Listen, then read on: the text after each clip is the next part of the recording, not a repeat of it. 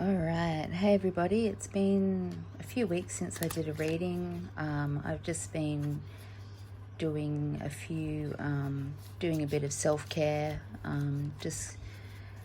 Sometimes we need to clarify whether we're working with the ego or whether we're really connecting with our higher selves. And I've just been taking some time out to make sure that I'm as clear as I can be, which means I've been just doing some meditation and just some other kinds of psychic work, working with spirit in different ways. But anyway, this reading today is in response to a little bit of correspondence that I've had with someone on another one of my videos.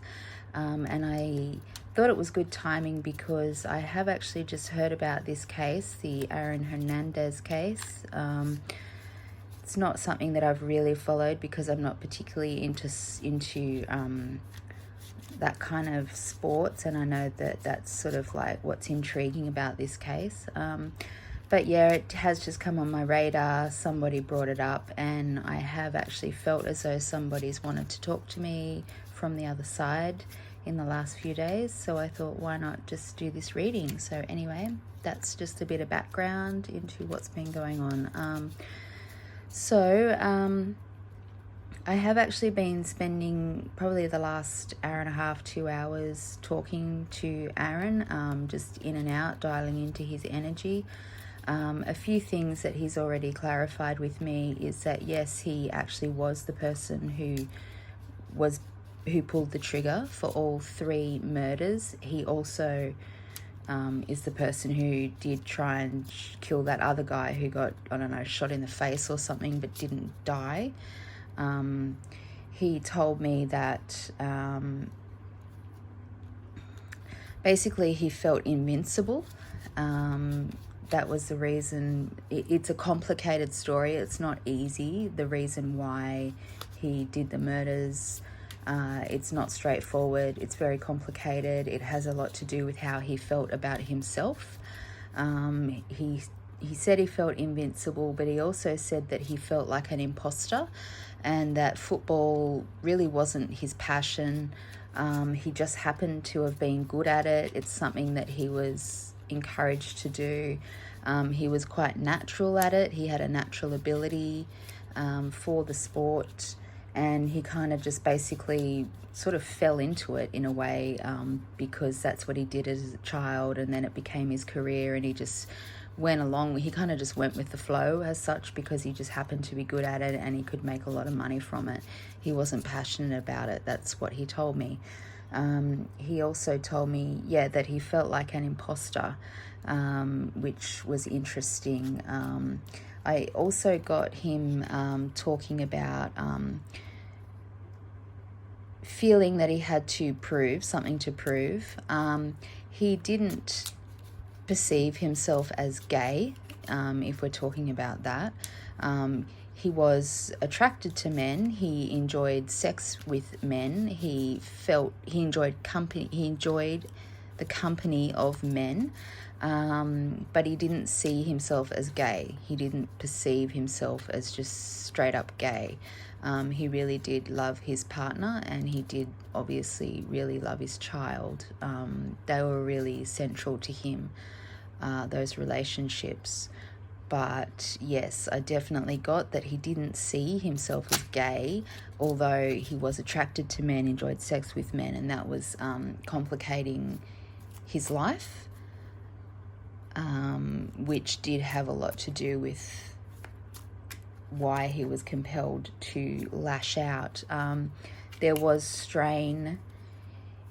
He did experience strain in his childhood with his the pressure. He said pressure to me, and and he also said pressure, and he referred to the Menendez brothers, which I'm not sure whether you know about that case, but that was 2 brothers who shot their parents, and it has come out since then that their father pressured them to be perfect sportsmen, and it has also come out that their father was sexually abusive to both of the boys. I'm not saying that that was the case with the Hernandez situation. I don't think it was that, but I think when he refers to the Menendez brothers, he's more talking about being pressured to be good at his sport. So that kind of complicated things for him, and he wasn't really dedicated to the sport. He was quite, he was actually, what was the other thing he said to me?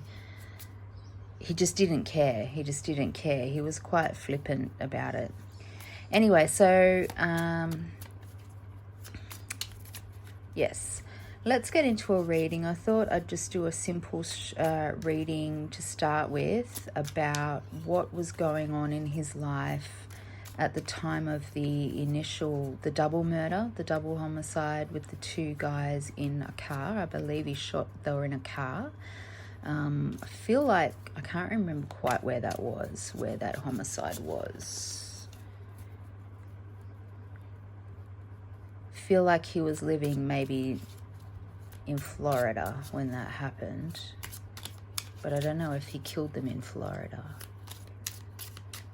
Anyway, so let's just have a look at his life, what was going on in all the areas of his life at the time of that murder, to try and get some kind of an understanding of what was surrounding him at that time. Okay, Aaron, come on, man. Come on, brother. You ready? You ready? Okay. Come closer. All right, we're going to get going. Come on, man. Come on, man. Okay. Okay. I'm laughing because I've actually had a look at these. I did a few little spreads and that's already come up. Okay.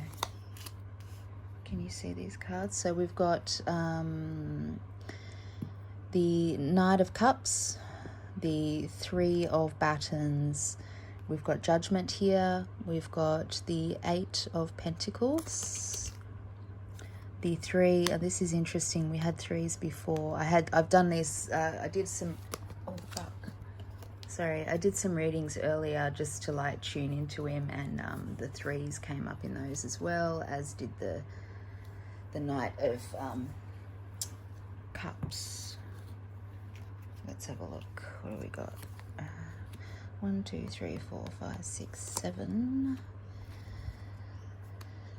All right, we've got the 3 again. We've got the 6 of Pentacles. We've got the, oh wow, this guy came too. Okay, the Knight of Pentacles. The Sun. 1, 2, 3, 4, 5, 6, 7, 8, 9. Oh wow, and the World. Yep, okay. Yep. And 7 of Batons. Okay, come on, Aaron. 10 of Chalices, 10 of Cups, and yeah, okay. So a few of these cards came up just before when I was having a word earlier. All right, so let's have a look at what we've got. 1, 2, 3, 4, 5, 6, 7, 8, 9, 10, 11, 12. Yep, okay, so. All right. So around the time of the first murder, let's see if we can just have a little look here. 8. Okay.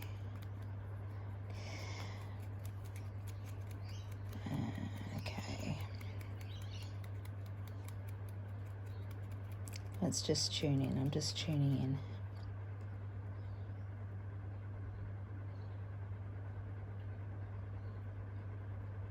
All right. There was some tension between Aaron and his ability to relate to other people in an intimate way. It's almost like he's trying to draw in people who are similar to himself, that reflect himself back to himself. He's feeling like he's on a bit of a mission here. He's feeling like he's on some kind of quest. in terms of his relationships, his ability to relate to other people in an intimate way. This could be his partner, but it's also other people who he considers more than just friends, really people quite close to him. In terms of his friendships and his network of people, he was actually really accomplished in that realm.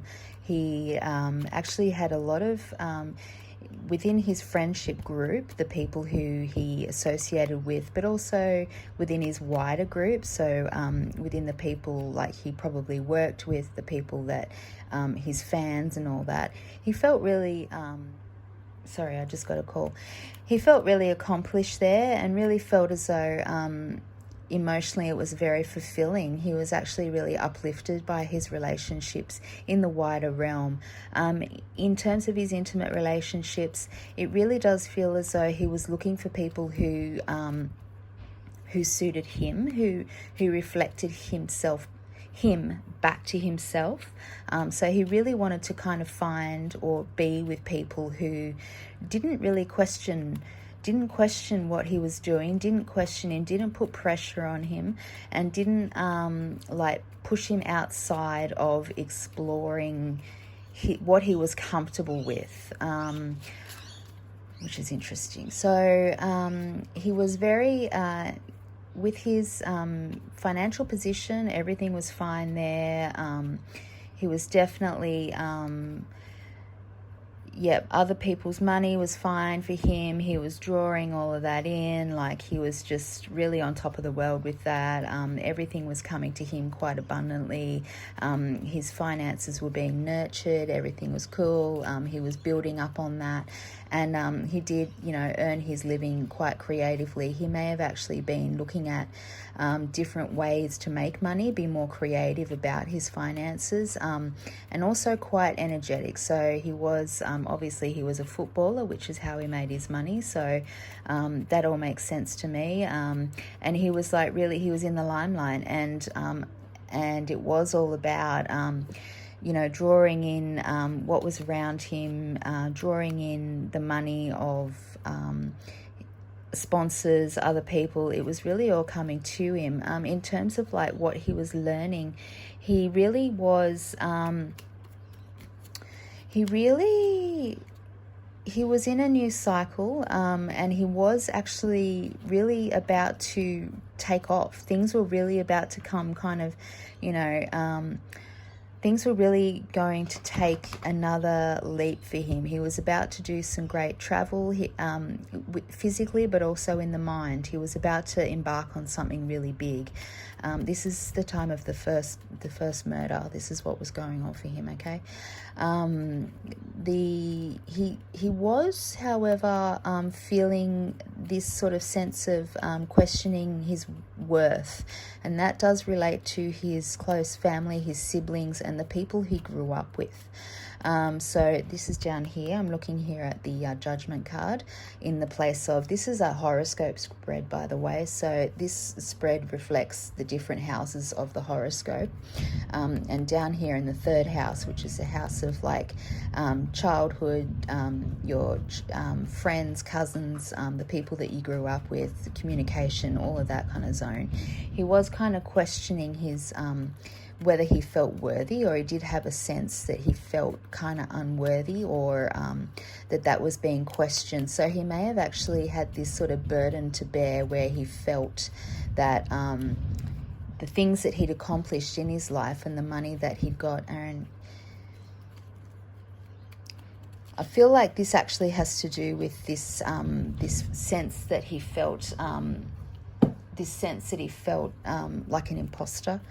That's what this seems to relate to.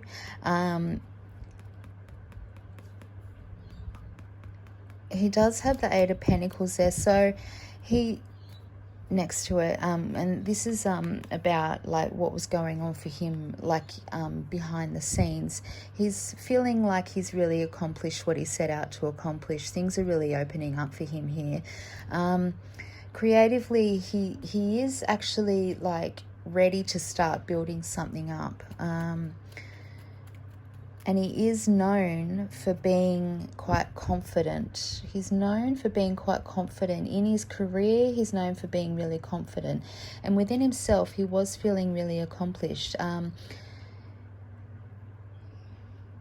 He felt as though he had actually acquired a lot, and he had acquired a lot in terms of money in his everyday life. He had actually acquired quite a lot of money. I don't know what he was doing with it, whether he was funding his family or his mother or whatnot, but it wouldn't surprise me if he was actually helping his family out financially, helping his family of origin out, not just his partner and whatnot. But it does look as though he was sharing his money with his family, so being very generous in that respect.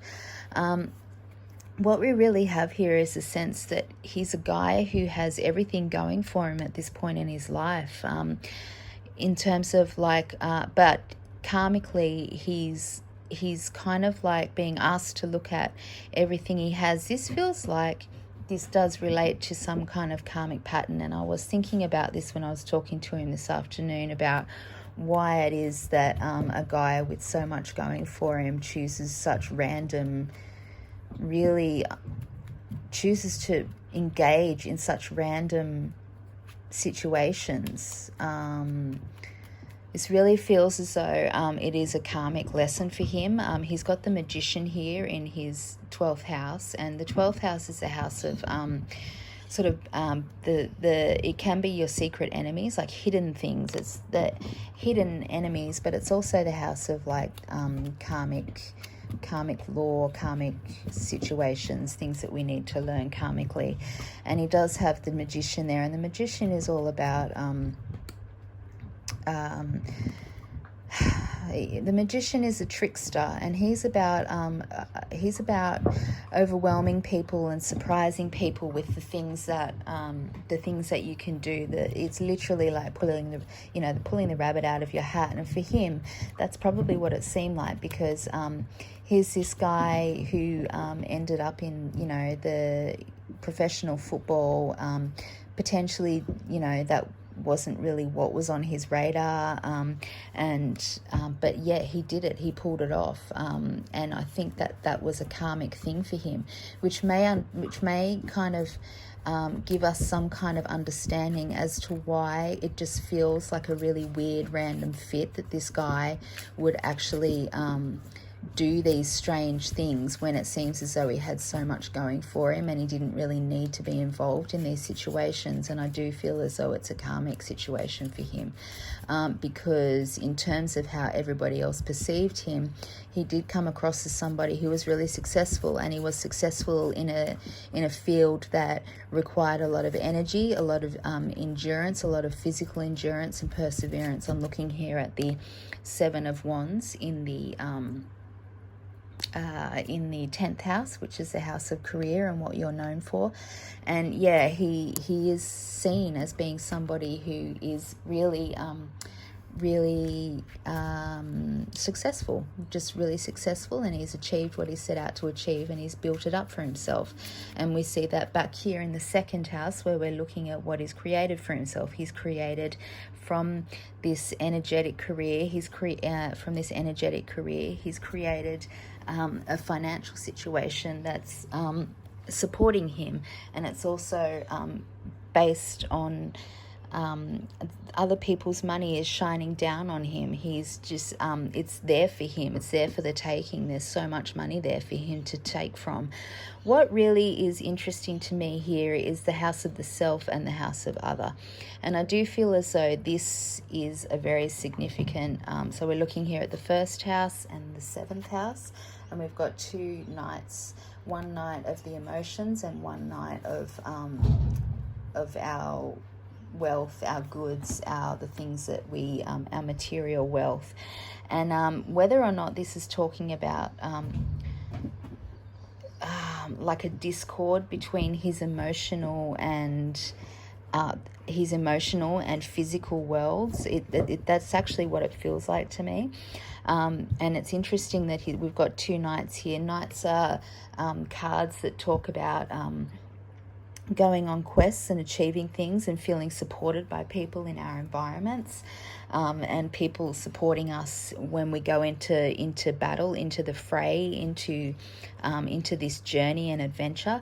But to have himself looking at himself from the house of everything about him and everything about his intimate others is very telling. It really suggests to me that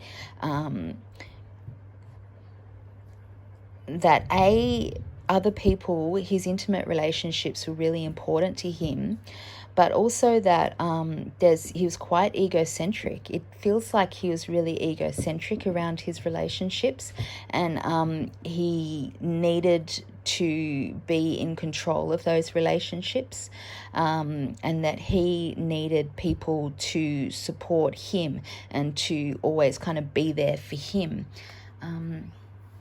I just want to get some clarification on all of these cards. So this is what was going on for him around the time of the first murder. So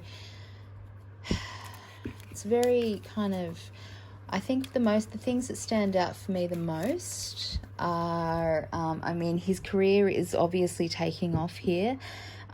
He is making money. It's coming into him, and he's doing it in a really creative way, and there's a lot of it there for him to have. This card down here, Judgment, in the house of his siblings and his close friends and communication, is very, very suggestive. He obviously felt very, I'm going to say insecure in that realm, in the realm of his friends, his close childhood friends. It feels like he was feeling quite insecure. And also having the Magician up here in the house of karma. The Magician up here really is very interesting, because the Magician is just really all about it's just a really interesting card to have up there. It's like actually he was too gifted. And this kind of ties into what he was saying before to me, because it's like he was too gifted, and he just took it for granted that he had all these gifts, that he was so accomplished in what he did, and it was kind of flippant. But anyway, let's clarify this a little bit. So we'll just look at what his strengths were at the time. Okay, yeah, look, the World. We've got the World card. He had everything going for him at this point in his life. Everything was really coming into play. He could have done anything he wanted, and he was, everything was just working out for him really well. His obstacles at this time. All right, this is it. Okay, this is the vibe. He's got too much. He's just got too much, and he's taking it for granted. That's what it feels like. He's taking it for granted. This kind of relates to what he was saying to me about feeling invincible, because really when he was talking about that, there was this sense that he just didn't care. He was really flippant about it. He had this career. Everything was just working out for him. He did what he wanted. He was, I believe... I feel like, I'm not sure, but I think he was a Scorpio. I don't know. But if that's the case, anyway, I'll keep going. I'll come back to that. I'm just going to think about that for a second. But yeah, it feels as though he just had too much, and I think everything was a little bit too easy for him, despite the fact that he had some strife in childhood, and his father, I think, really did push him, and I think that's what he was talking about with that Menendez reference. And I think that was uncomfortable for him, and but he feels kind of like petulant, like he was just a bit of a brat. This all feels a little bit bratty to me, and I feel as though having this card down here, I think he was really had something to prove. He felt like he had something to prove in terms of like He gave me the sign before of like, you know, the kind of gang sign. Like, anyway, in my mind, he gave me this sign that I associate with gangs and people wanting to be part of a gang, okay? And it feels as though like he was kind of dabbling in that, and that was kind of what he was trying to prove, okay? The opportunities that he had at the time of this murder, again, he just had everything going for him, man. This is why it does not seem to make much sense. Now, this thing about this thing about not feeling as though he was gay but being attracted to men. I want to explore that a little bit because I'm wondering if that's what kind of was making him... This is me personally wondering if this card has to do with... if this has to do with this card and feeling that he had something to prove, you know, being part of this kind of like gang thing that he had going on, you know, trying to be the manly of man kind of thing, okay? Because when I was talking to him before, I actually felt as though in the club before this first murder, I know that there was like, they were in a club or they'd come out of a club. I actually feel like he'd kind of like, I actually feel like he'd actually been attracted to one of the dudes that he killed. That's what I was getting. And I feel as though there was this suggestion to me that one of the guys that he killed, he found really attractive, and that triggered him. That was a trigger for him, and particularly because he was kind of hanging out with this dude who he wanted to feel, to feel credible in front of. And I think it just made him really uncomfortable. And I don't feel as though there was no suggestion, there was no like leakage in terms of anybody knowing that he was attracted to this dude at the time. But for him, that was enough of a trigger. This was something that he was definitely trying to suppress, this feeling of like being attracted to other guys.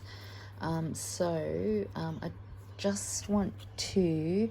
Anyway, so this is what we've got going on for the for this first murder, okay? What was going on around him at the time of this first murder. So let's just clarify. We've got him in intimate relationships wanting to see himself. Now, whether or not this means that he wanted to see another man, like, I mean, that could be it. And there was actually a suggestion to me before that he actually was in he was having kind of an affair with somebody. That's what kept coming to me before when I was talking to him, was that he did have something going on behind the scenes with somebody. He had some kind of affair. And I'm not talking about the one that was like, that we know about, that there was like on some show, some dude said that he'd had an affair with him when they were kids or whatever, they experimented, whatever. I'm talking about something beyond that. So I'm just going to ask him now. This is yes, this is no. Aaron, come at me, bro. Were you like involved in some kind of an affair with were you involved with some kind of an affair or a relationship or just some kind of hookup with another man around the time of this first murder? Just give me a yes or no, bro. Just give me a yes or no, Aaron. Were you involved with some kind of an affair at the time of this first murder, or was there some kind of intimate thing going on with another guy at the time of this first murder?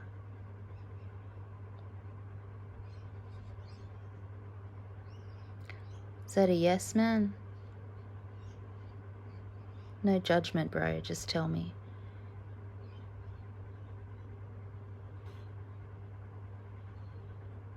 Come on. Make it swing big, bro.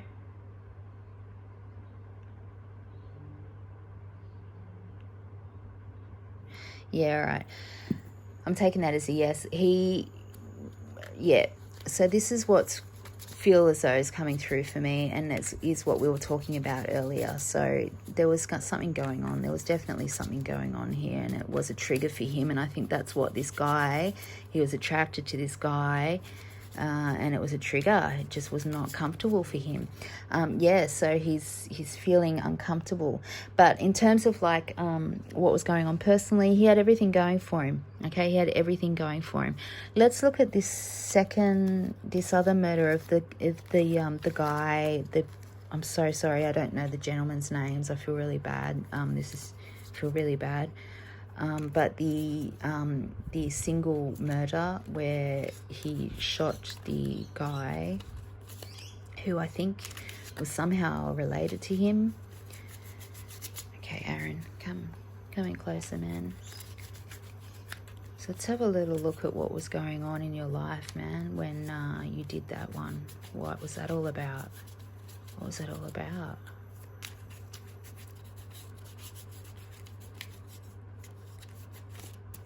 Definitely something, feeling, definitely some childhood issues here. Feeling worthy, unworthy, feeling judged, feeling like he had to prove himself in order to be seen in a certain light. This could relate to the sports,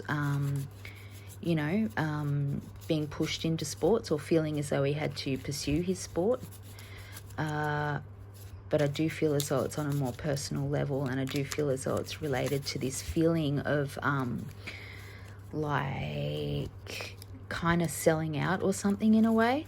Selling out a little bit, like kind of because he found this success that somehow that kind of made him less credible in certain ways with people from his childhood. How it kind of because he actually told me, that's what I was going to say, he actually told me that he didn't really relate to the dudes who he was on the team with in I think it's the Patriots team. He didn't really relate to those dudes, and he felt like he wasn't really one of those guys.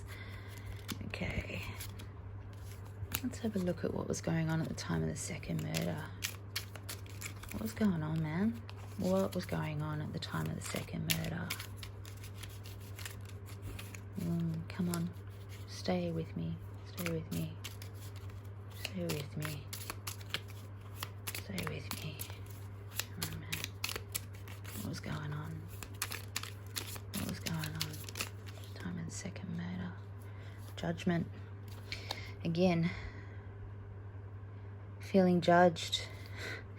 And the Knight of Pentacles. Really feel like he had an issue with his feeling or sense of masculinity. I do feel like that was something for him. So far, I'm not getting anything about the brain trauma thing, which has also been posited. Although when I was talking to him earlier, what he said about that was that he said, potentially like he did have damage to his brain, but he said he doesn't want to blame what he did on that.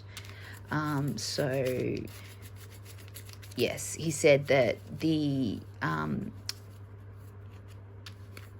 if that had anything, if the trauma was there, he said it wasn't why he did what he did, that he was angry before that. Let's put it that way. That's because he was talking about wanting other people, because when I asked him why, straight up, like why he murdered it, the first thing he said to me was to do with wanting other people to just feel his pain. Okay, let's have a look. Come on, bro. Okay, let's go. Where were you? Okay, so we've got the Four of Swords, Five of Pentacles, so a bit of a change up financially, some kind of ego, some kind of foundation for ego within himself. Okay, five, so a couple of fives. So there was some bit of change going on around here, okay? The Magician again. Okay. Okay, lots of ego here.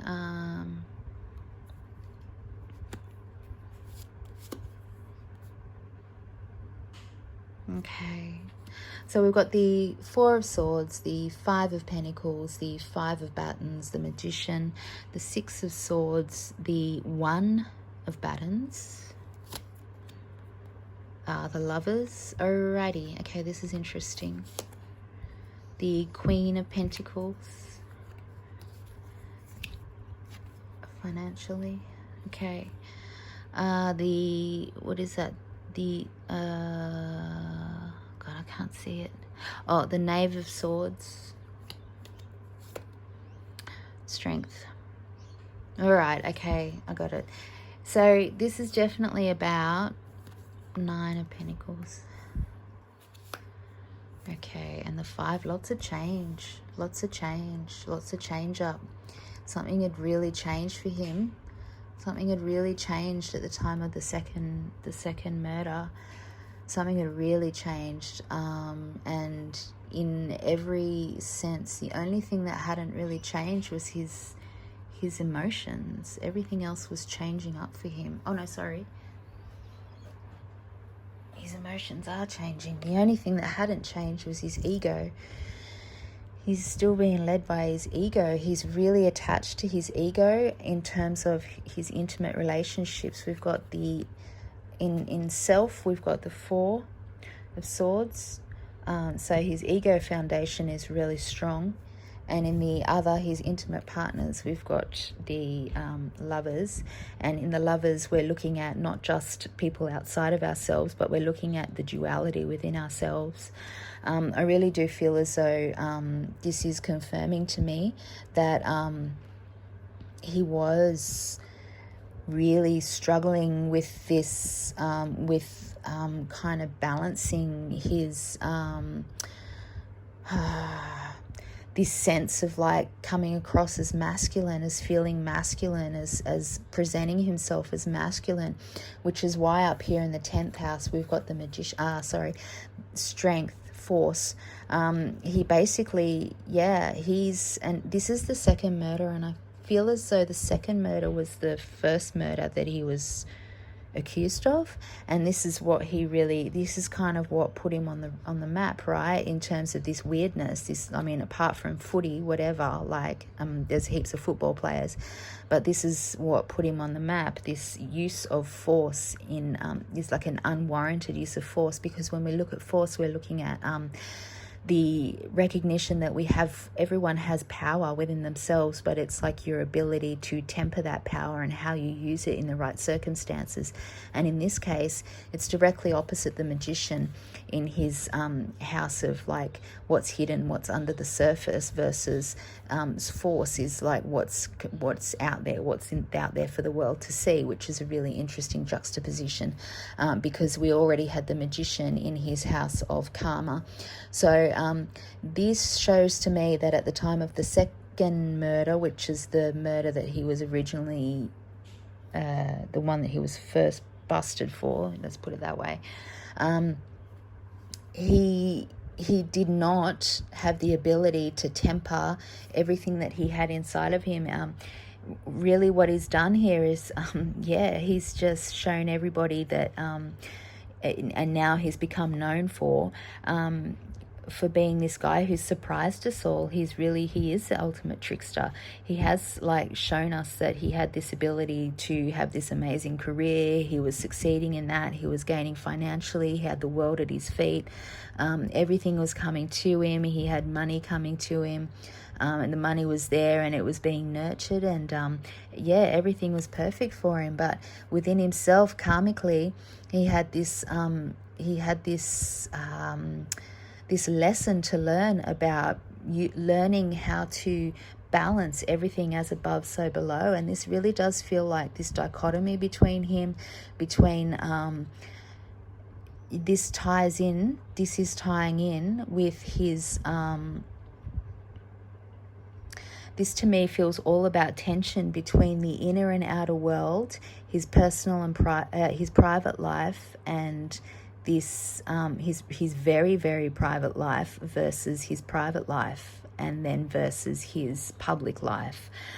So what it's saying, what it's showing, is that actually this whole duality within himself, this he had this like massive kind of ego tension between the ego part of him, which was saying to him, you know, from his childhood, like feeling judged and everything.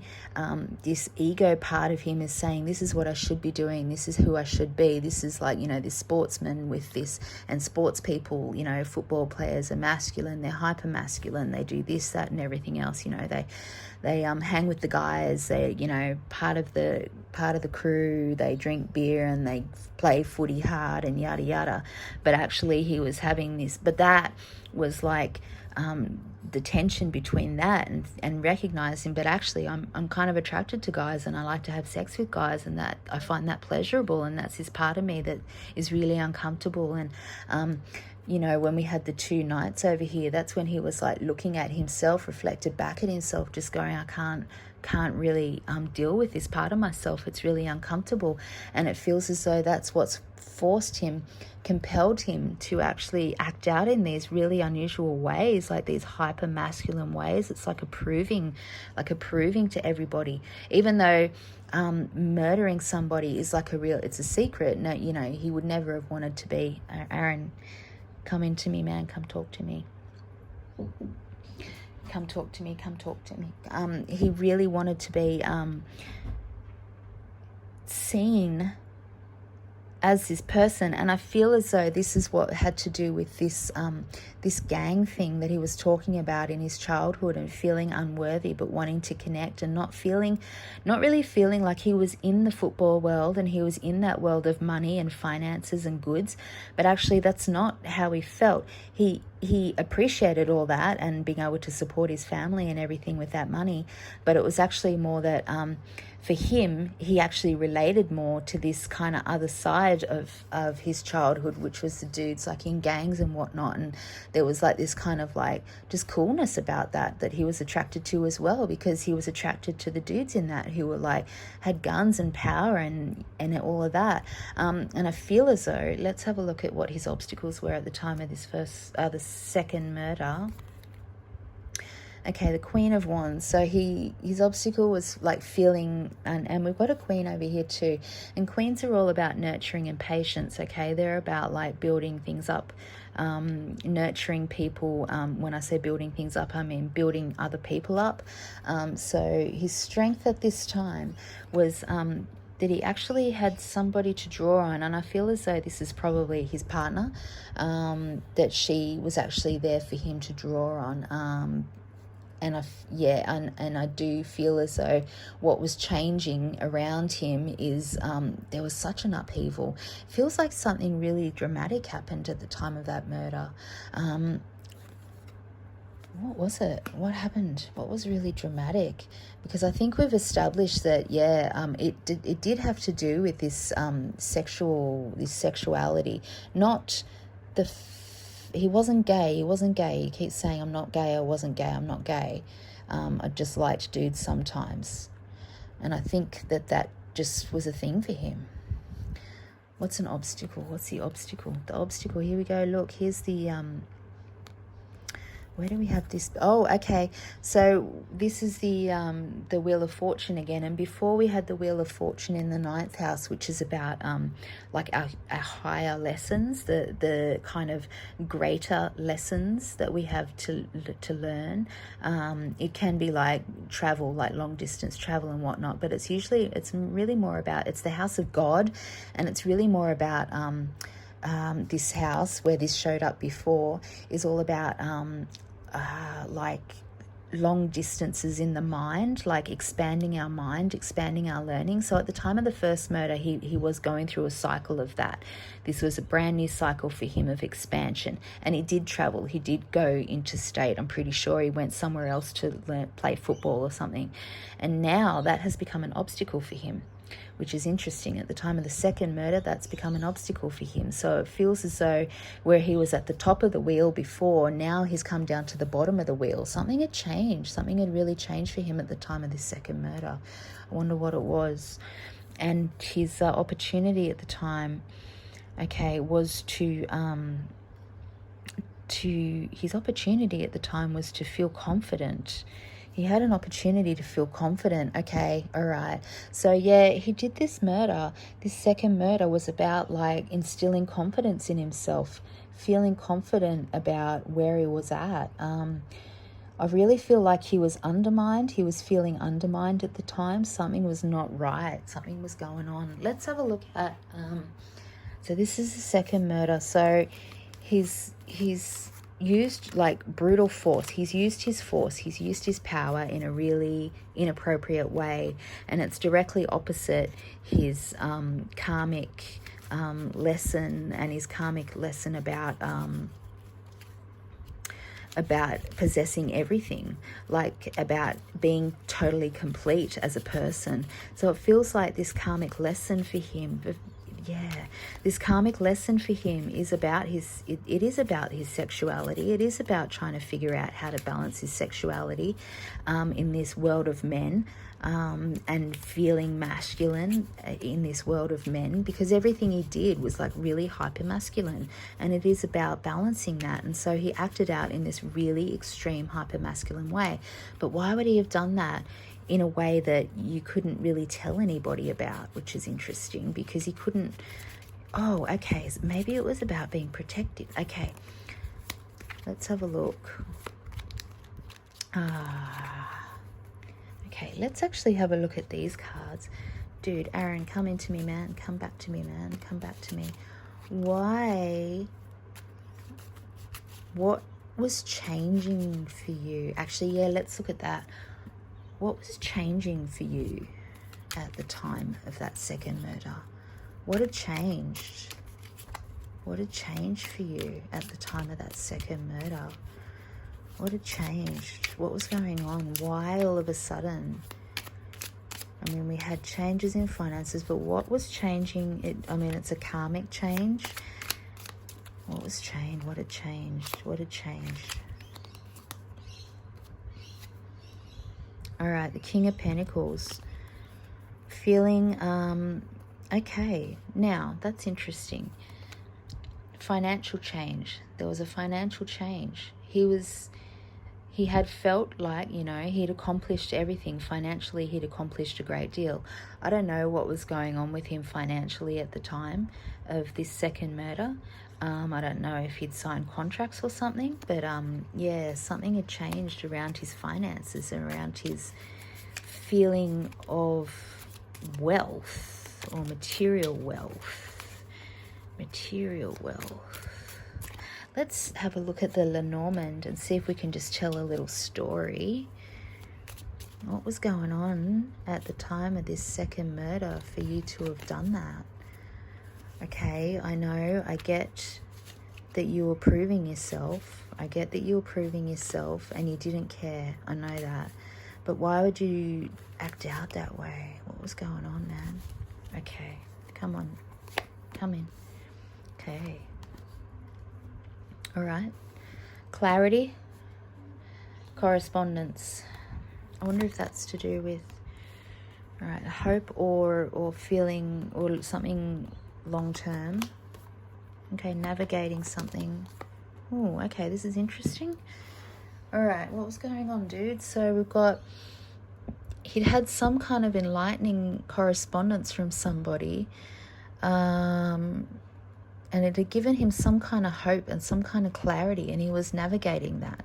This could have had to do with some kind of a, okay, what was this correspondence about? So he's had some kind of correspondence that had given him some kind of like clarity and great hope about something. Correspondence had given him clarity and great hope about something. What was it, dude? What had gone on with that second murder? Why? This is some kind of correspondence that had given him some clarity about something. and really illuminated something. It had shed light on something. Okay. All right. Okay, it detracted. Okay, then this is interesting because these cards came up before for me when I was doing this before talking to him. Okay, yeah, he had received a message. He'd received some news from a friend. It had taken him down this other path that had really taken away from his well-being. Okay, so this correspondence that we saw before was from a friend, and it had given him some kind of clarity and shed light on something, and that's detracted from his well-being. Okay, so he'd received some correspondence from a friend. It had been enlightening. It had given him some kind of clarity about a situation, but it has actually overall detracted from his well-being, and it's actually detracted from the well-being of some kind of long-standing situation, a long-standing situation. Okay, yeah, all right, so there's some kind of gossip. Some kind of social gossip around this. This is the second murder, what's coming really related to the second murder. Okay, yeah, so there's some kind of social gossip, and there has been some kind of a proposal, and it's to do with someone who's a clever talker, and it's cast a little shadow, it's cast some doubt on something. There's been a proposal, a social proposal, that's caused some kind of conversation, and this probably relates to this correspondence that he got. He's found something shed some light on something. Somebody's proposed something to somebody. It shed some light on something, given him some kind of clarity, and it's undermined him. It's made him feel uncomfortable about something. It's been in the social realm, and it's made him feel quite anxious, actually.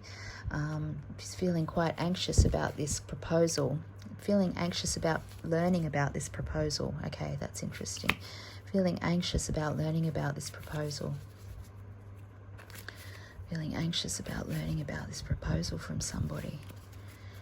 Right, okay. Yeah, okay. So there's a secret. There's a secret, and it's, all right. The secret. Somebody's been quite clever. Somebody's used some really clever words. Somebody's been quite cunning about something, and it's ended something. It's ended this pathway. It's ended this pathway of hope. Feeling lucky about something and feeling hopeful about something. There's this secret. Somebody's exposed this secret about something, and it's brought an end to something. Somebody's exposed a secret. He's had correspondence. He's received a message about a proposal. Somebody's exposed a secret, though, as well. Somebody's exposed a secret. Somebody's exposed a secret. Give me some clarity about this, man. Okay. Travel. Navigating something, traveling somewhere. Traveling. Okay, dude, what is it? Okay, all right, the crossroads. I think that's come up 3 times now. And the tree again, and the fox. All right, someone's really, someone really cunning. Someone's really fucking him around. I wonder if someone's actually like blackmail him. There's some kind of blackmail, or if he's just feeling paranoid about conversations going on around him. It's actually like put a cloud over his mind. He feels a little bit clouded, feels clouded. Somebody's clouded. It's fucking him up. It's his well-being. He's really trying to navigate a pathway to He's trying to navigate a pathway through this. Okay, I'm just getting a bit confused. Let's have a look. Dude. Okay, man. Sorry, okay. Let's go. This proposal. Yeah, okay. Okay. All right, so this does relate to a friend of his. He's having to navigate with this. It's like negotiating with this friend. He's negotiating something with this friend, and it's giving him some kind of opportunity, but he's not cool with this proposal. Some kind of proposal is making him he's not happy about it. It's making him feel uncertain, and it's affecting his well-being. The person who's doing this proposing is quite clever. They're quite a good talker. They're good at getting what they want. They're good at kind of manipulating people, and that's put a bit of a cloud on over things for him. He does feel as though there's like some kind of gossip going on, and it's related to this person as well, which is making him feel really uncomfortable, and he's trying to negotiate this or navigate this situation. It does relate to either his home or his sense of security and his well-being, so it's actually really undermining his well-being. This communication that he got, I think it's actually exposed whatever this is. It does feel as though there's some gossip around him. Now, there's some gossip around him, and it's making him feel really uncomfortable. Yep, and it's brought in a really dramatic, life-changing situation. Okay. Yeah, okay. Okay, so it's this opportunity that's opened up for him has shed some kind of clarity. It's a financial thing to do with this friend. He's got some kind of clarity about this opportunity, this financial opportunity with a friend. Okay, and within his relationships, he's really trying to navigate his relationships because there's a lot of chatter around his relationships. There's a lot of gossip around his relationships, and it's causing a lot of anxiety for him. And it's actually clouding his mind. It's actually oppressing him. He's feeling oppressed. This change, this big change, this friend of his is offering him this life-changing opportunity, but he's feeling really oppressed. So actually it feels as though there's this pathway that he's about to go down that's really different. Okay, so this actually feels as though it relates to, we're talking about this second murder here, and I'm just getting now that this relates to this idea that he wants to kind of like foster these relationships with people who are outside of his sporting community and outside of his public life, and this has more to do with his private life. I do feel like there's some kind of blackmail here. It feels like blackmail, like there's some kind of gossip going on, and it's really oppressing him, and it's undermining his well-being, his sense of well-being. And this friend feels like it's actually like a long-term friendship, and it has to do with because it's about they want money from him. So, this person wants money from him, and it's actually, oh, okay, I wonder if that's what the proposal was. They're saying, give me this amount of money. Okay, and it's undermining his security badly. It's undermining his sense of feeling secure in the home, but also secure within himself. It's actually really undermining how he's feeling within himself. And it will be life-changing if this comes out. And it is a secret, it's hidden. And it does have to do with his reputation, for sure. It's got to do with his reputation. So, and his relationship, his relationship with his partner. This thing that's threatened to be exposed has something to do with his partner, or affecting his partner, his relationship with his partner, and the journey that he's on with his partner, and their relationship together, and their stability and security in the home. Yeah, and this So it really feels as though at the time before this murder, he was actually like really heavily trying to like sort this out, like navigate this fucking mess that he'd got into, actually. Yeah, he was really trying to navigate this big mess that he got into. Okay. And he's like really, his face is at a crossroads here. Okay, that's interesting. All right, that's interesting. He's at a crossroads. Okay, all right. Okay, all right, man. Okay, all right. So I don't know if I've covered a lot of things. I mean, I have covered a lot of things. I don't know if I've really pulled all those threads together, because there are a lot of threads to pull together. I think it's fairly certain that it does have to do with feeling that these murders are related to his sense of masculinity and exerting his power.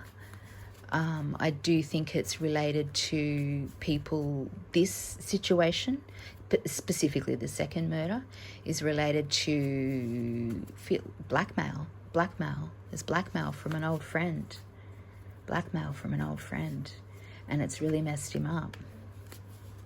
I wonder if the guy blackmailing him was the dude who shot in the head who didn't die. Let's just have a look at that.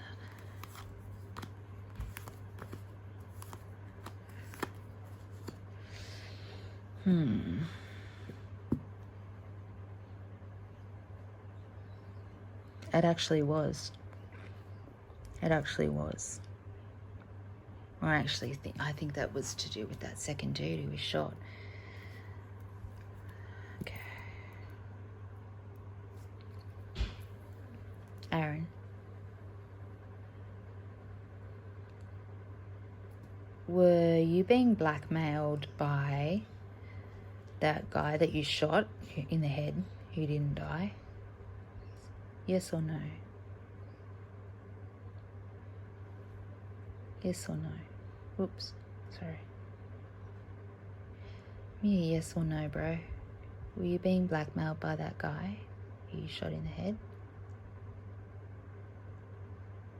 Oh, no? Alright. No, okay. Wasn't him. Okay, wasn't him. Wasn't that guy. Okay, wasn't that guy who was shot in the head. That's interesting. There's a secret relationship.